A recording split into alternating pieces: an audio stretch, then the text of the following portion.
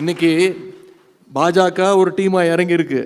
அது பத்தாதுன்னு பாஜகவுடைய B team, C team, D team கூட சேர்த்துட்டு வராங்க. எத்தனை டீம் வந்தாலும் நம்முடைய தலைவர் தான் சாம்பியன், நம்முடைய திமுக தான் மீண்டும் சாம்பியன். காலத்தில் ஜெயிக்க போவது நம்முடைய தலைவர் அவர்கள் தான். நமக்கு நம்முடைய வரலாறு தெரியாமல், நம்ம செஞ்சிருக்கக்கூடிய சாதனைகள் புரிஞ்சிக்காம சில பேர் மாற்று கட்சியிலும் இருப்பாங்க, நிச்சயம் இருப்பாங்க, நமக்கு தெரிஞ்சவங்களாவே இருப்பாங்க.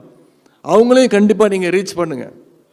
அதே மாதிரி இப்போ கொள்கையற்ற ஒரு கூட்டமும் சுற்றிக்கிட்டு இருக்கு.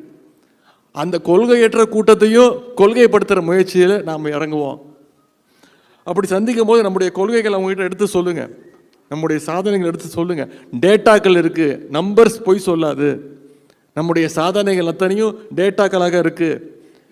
முந்தைய 10 ஆண்டுகள் அதிமுக ஆட்சியில் தமிழ்நாடு எப்படிலாம் பெண்ணுக்கு போச்சு, என்னெல்லாம் உரிமைகளை அதிமுக விட்டு கொடுத்தாங்க ஒன்றிய அரசுக்கு, கடந்த 5 வருஷத்தில் அதெல்லாம் எப்படி நாம் மீட்டு எடுத்திருக்கிறோம் அப்படிங்கிறது ஆதாரத்தோடு எடுத்து சொல்லுங்கள். எல்லாரையும் ஒரே நேரத்தில் கன்வின்ஸ் பண்ணுறது கொஞ்சம் டஃப்பு. ஆனால் அதற்கான முயற்சியை நாம் செய்வோம். முதல்ல உங்கள் குடும்பம், உங்களுடைய ஃபேமிலி. அவன் நினச்சிப்பாங்க, ஊரெல்லாம் போய் பிரச்சாரம் பண்ணுறான், வீட்டில் கேட்கவே இல்லையே, நம்மகிட்ட கேட்கவே இல்லையேன்னு கோச்சிப்பாங்க. குறிப்பாக மகளிர். நாம் நினச்சிட்டு இருப்போம் அவங்கெல்லாம் முடிவு பண்ணிட்டாங்கன்னு. ஆனால் நம்ம மேலே கோச்சிக்கிட்டு அந்த கோபத்தை காட்டிடக்கூடாது. உங்களுடைய பெற்றோர், உங்கள் கூட பிறந்த சகோதரர்கள், சகோதரிகள், உங்களுடைய மனைவி, இவங்ககிட்டெல்லாம் முதல்ல செக் பண்ணிக்கோங்க, கன்ஃபார்ம் பண்ணிக்கோங்க.